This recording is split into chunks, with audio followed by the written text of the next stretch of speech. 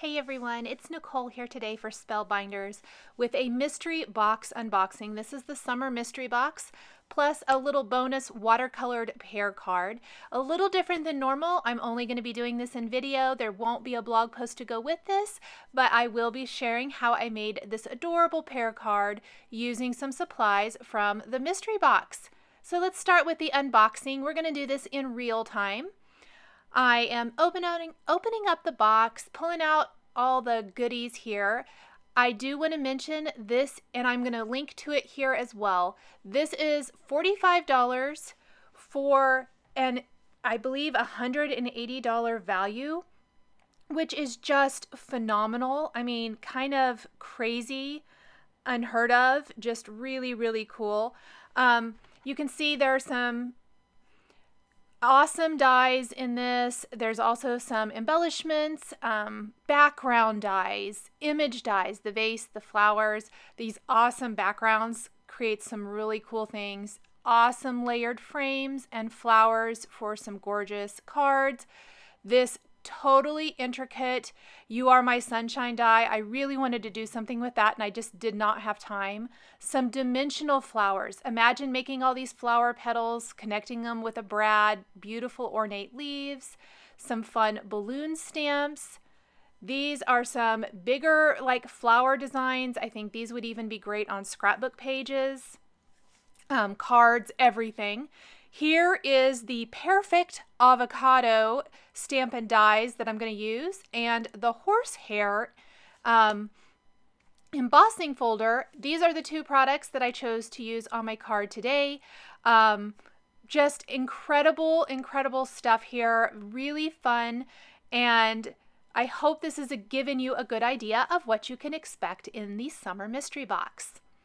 We're going to start with this awesome Horsehair embossing folder. I've got a piece of 4 by 5 1/4 watercolor cardstock that I'm going to run through the Spellbinders Platinum using the sandwich for embossing.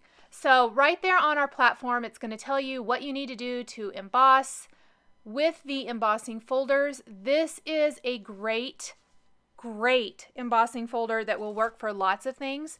What I ended up kind of doing today was creating a lot of things from white that I'm going to add color to. So instead of die cutting them from colorful cardstock, which you definitely could do, I am die cutting everything from white and then customizing with watercolor. Something kind of different and fun.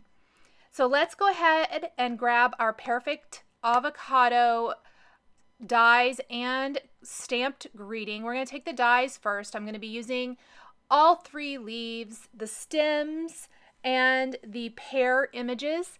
Now, I'm not going to use the seeds today. You totally could take the large pear, the small pear, and then add those seeds in the center for your pears. Or there's also the avocado seed, and these could be made into avocados really easily. So I love that it kind of works either way. Again, you're going to want to follow the instructions on your Spellbinders Platinum or other Spellbinders die cutting platforms that tell you how to emboss these images after you've stamped them. The leaves have some incredible detail that you can add to them by just flipping them over and using that embossing sandwich. And you want to add that because it's so cool. So I'm going to need a couple of additional images, or maybe just one, maybe just another stem. The tool-in-one from Spellbinders is an invaluable tool for poking all these little pieces out or using the brush over intricate dies to remove everything. So that is something that I use every single day in all of my crafting. It is a fantastic tool, and it will also be linked here underneath in the video box description. Once we have all of our die cut pieces, it is time for the magic. And the beauty of watercolor is there is no perfect, there is no right or wrong. I really wanted an artistic watercolor effect. And I ended up building up my color. I started with a lot of yellow. And you can see that my pears definitely took on more color as I added to them. When layering the color, you are going to want to dry the layers in between pulling more and other colors on top. Otherwise, it's just going to all kind of run together. I did take a little bit more, kind of some oranges and reds and things on top of that yellow before drying it. But then I'm just going to take my heat tool periodically while working through this and dry the layers.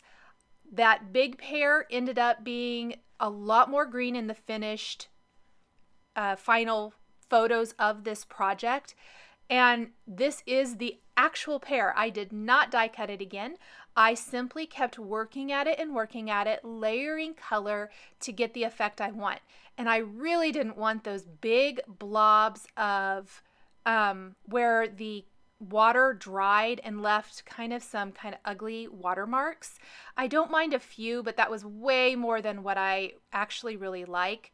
And to be quite honest with you, my very favorite thing to do with watercolor is to let it air dry. I'm not a huge fan of drying it because I'm not good at it with the heat tool. I will do it in a pinch, and definitely sometimes I have to. And you can see how messy I am with my watercolor. I am not fantastic at this at all. I'm a very just kind of whatever looks good kind of watercolorer, I guess I want to say. But layered on my green, I ended up doing a lot of adding color, letting it sit for a little bit, and coming back later. And that really worked well for me, especially because I did want little hints of red within this. And it really didn't have a lot as it's sitting there and drying. My leaves, I pretty much went straight green on these. And this one, those little lines will pop out if you want them to. They didn't, and I did not take the Spellbinders tool-in-one to pop them out. Instead, I just kind of watercolored the whole thing and used it more as texture. So because they stayed put, I went ahead and went with it. It worked great. And then I've got this awesome background. I've got the stems for the pears. I really went with pears more than avocados because the sentiment that is included is we make a good pear, and I decided I wanted to use that. I think you could use any sentiment that you have. I mean, you could really make it anything, the pears as well, that you might already have in your collection, and make these avocados or do a whole grouping of fruits and vegetables. I don't know. There's so many things you can do. I even tried to pull a little brown into the leaves, and I ended up really not liking that. So once those are kind of dry, I'll go back over it. I'm going to take kind of a flat brush, and I am just laying on a nice layer of water on this textured background. I'm going to take gold and really do a really light wash back and forth over this horsehair texture. Really imperfect, lots of water loaded in my brush because I want this to be a light wash. But the awesome thing about using this gold color is it's going to have a little bit of a shimmer and a sheen to it. Plus it's adding a little bit of color to this textured background. I ended up really loving this. I could see doing this in lots of different colors. It really kind of reinforced my love of embossing folders from several years back. Remember when embossing folders were everywhere and we had tons of them? My favorites are always the texture ones because I think they work for everything. Can be used in lots of different ways. So kind of letting everything air dry, revisiting my pears. I really fussed with these a lot.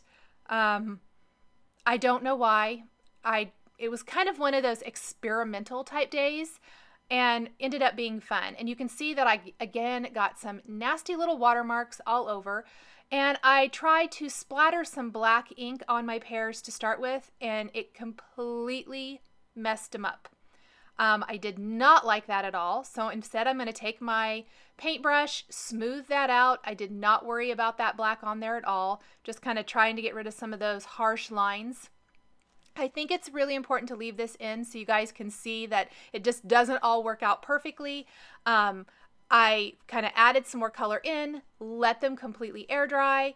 I did stamp my greeting in a straight line. You will note that this does not come in this format. It's more of a vertical stacked greeting.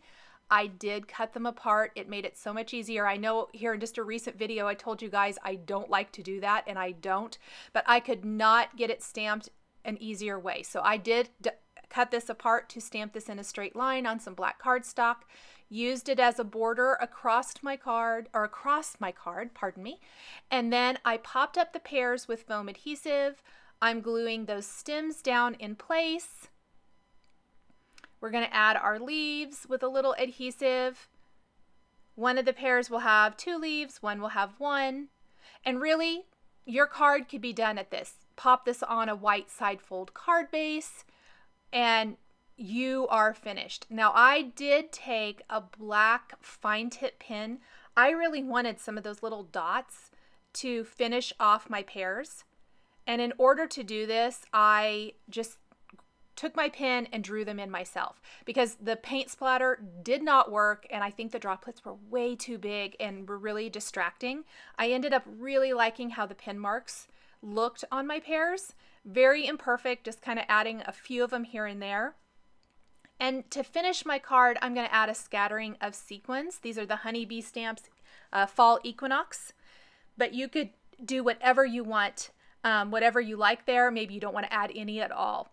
Such a fun, really pretty card. I hope this has inspired you, and I hope you pick up the Spellbinders mystery box. It is an incredible value, and you get some really fun things. Thank you so much for joining me. The supplies I used are listed and linked below the video here on YouTube. Here are a couple more videos featuring Spellbinders dies that you might be interested in. Thanks for joining me today, and we'll see you next time.